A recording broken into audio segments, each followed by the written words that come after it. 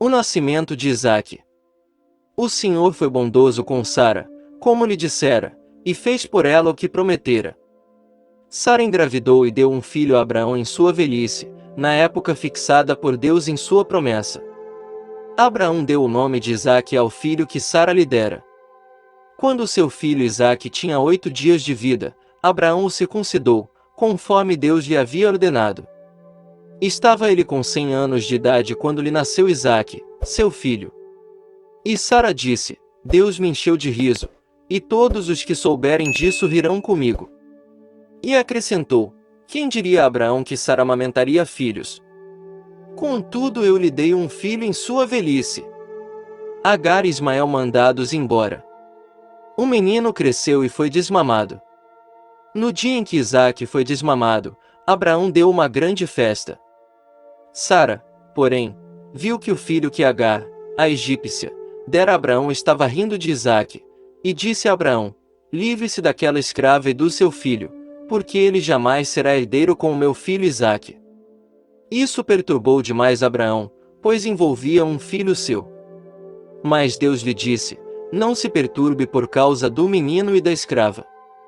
Atenda a tudo o que Sara lhe pedir, porque será por meio de Isaque que a sua descendência há de ser considerada. Mas também do filho da escrava farei um povo, pois ele é seu descendente. Na manhã seguinte, Abraão pegou alguns pães e uma vasilha de couro cheia d'água, entregou-os a Agar e, tendo-os colocado nos ombros dela, despediu-a com o menino. Ela se pôs a caminho e ficou vagando pelo deserto de Berseba. Quando acabou a água da vasilha, ela deixou o menino debaixo de um arbusto e foi sentar-se perto dali, à distância de um tiro de flecha, porque pensou: Não posso ver o menino morrer.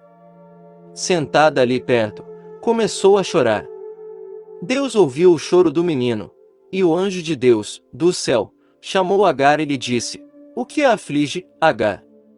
Não tenha medo, Deus ouviu o menino chorar, lá onde você o deixou. Levante o menino e tome-o pela mão, porque dele farei um grande povo. Então Deus lhe abriu os olhos, e ela viu uma fonte. Foi até lá, encheu de água a vasilha e deu de beber ao menino. Deus estava com o menino. Ele cresceu, viveu no deserto e tornou-se flecheiro. Vivia no deserto de Parã, e sua mãe conseguiu-lhe uma mulher da terra do Egito. O acordo em Berseba. Naquela ocasião, Abimeleque, acompanhado de Ficol, comandante do seu exército, disse a Abraão: Deus está contigo em tudo o que fazes. Agora, jura-me, diante de Deus, que não vais enganar-me, nem a mim nem a meus filhos e descendentes.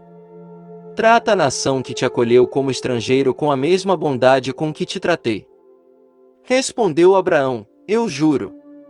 Todavia Abraão reclamou com Abimeleque a respeito de um poço que os servos de Abimeleque lhe tinham tomado à fossa.